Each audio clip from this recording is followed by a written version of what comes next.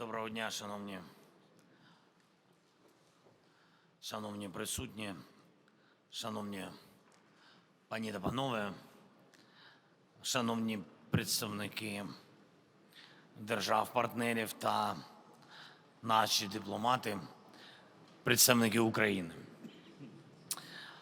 Сьогодні я радий бачити усіх вас, бачити саме в такому складі, бачити у єдності, у готовності співпрацювати заради справедливого миру і повернення справжнього спокою міжнародним відносинам.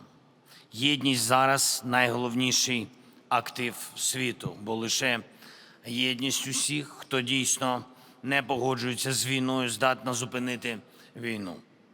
Усі ви знаєте, що ресурси Росії, які можуть бути направлені на продовження і розширення агресії і терору, причому не лише проти України, доволі значні. Протистояти цьому наодинці вкрай складно. І теж вкрай складно наодинці примусити Росію до миру. Україна має найбільший у світі досвід перемовин один на один з Росією заради миру від 2014 року, коли почалась російська агресія, відбулись сотні раундів перемовин у різних форматах, і цей процес завжди призводив до обману з боку Російської Федерації. Свідками цього були, зокрема, і поважні міжнародні посередники. Зараз фактично не залишилось міжнародних норм, які Росія ще не порушила. Статут ООН, основні конвенції, безліч двосторонніх договорів із Україною та іншими країнами відкинуті божевіллям, яке царює сьогодні в Кремлі. Втім, все одно мир повинен настати і повинен бути, що важливо, справедливим, щоб не відкривати дорогу іншим війнам.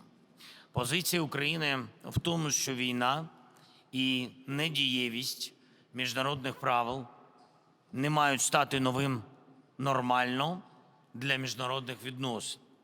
Суверенітет кожної держави, територіальна цілісність, всі елементи безпеки, починаючи від радіаційної та продовольчої, мають бути гарантовані.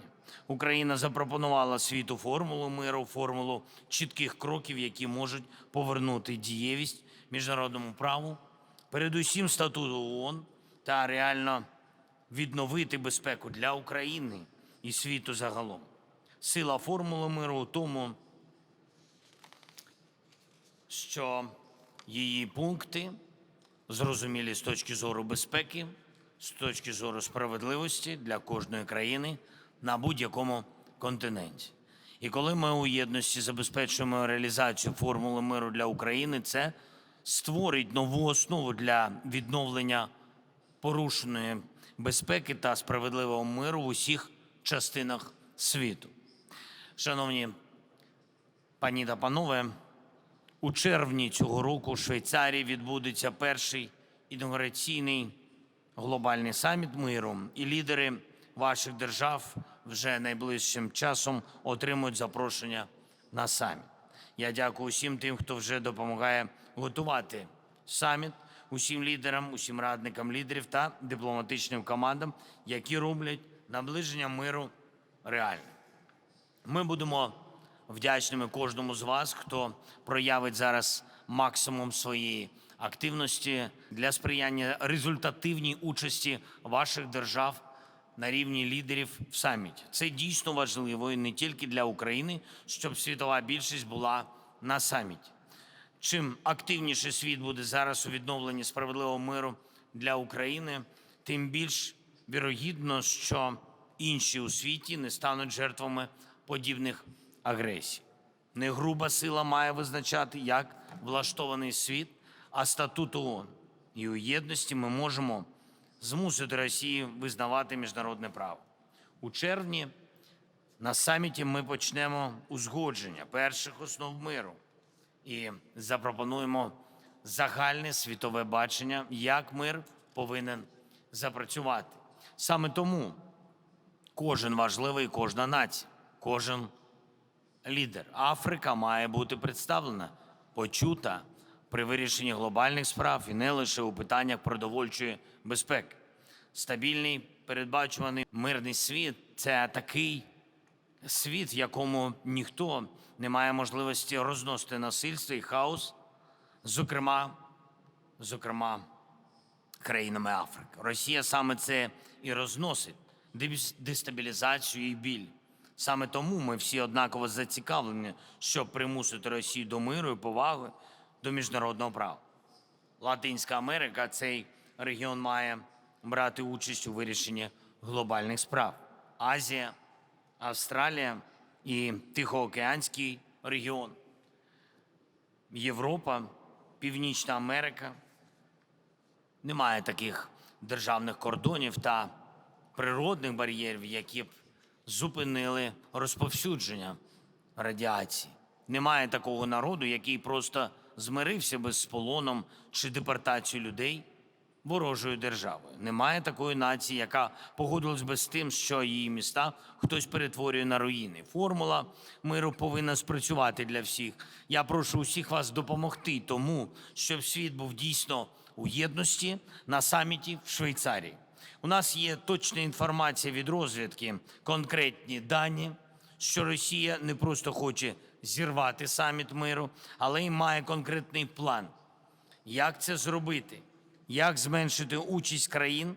Як діяти, щоб миру не було ще довше? Ми поділимось з вами, шановні партнери, на рівні дипломатів, на рівні розвиток, плани Росії, конкретні плани, конкретні пункти. Ми разом повинні цьому протидіяти, повинні працювати у єдності заради справедливого миру. Вдячний усім, хто допомагає і допомагатиме. Ще одне, про що зараз важливо сказати. Усі ви, працюючи в Україні, в Києві, однаково з усіма українцями, чуєте повітряну тривогу, сподіваєтесь на силу нашої ППО і бачите, як наші люди відновлюють життя після ударів. Російський терор можливий лише тому, що зброї та рішень для захисту життя у нас поки що менше, ніж у Росії здатності руйнувати.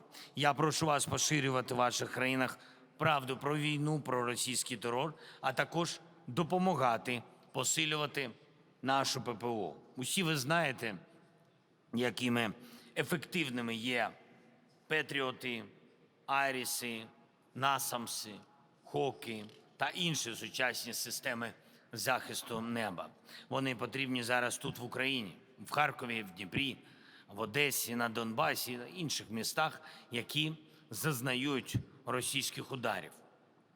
І кожен лідер, і кожна держава, і кожен посол, які допомагають нам із ППО, які допомагають нам з ППО зараз, є не лише рятівниками життя, але й тими, хто зменшує російську спокусу воювати. Чим менше Кремль досягатиме терором, тим більше вони будуть зацікавлені в пошуці миру. Ми маємо змусити Росію до цього. Всі разом. Я дякую всім вам, чиї лідери будуть в Швейцарії на саміті миру. Слава Україні! Дякую.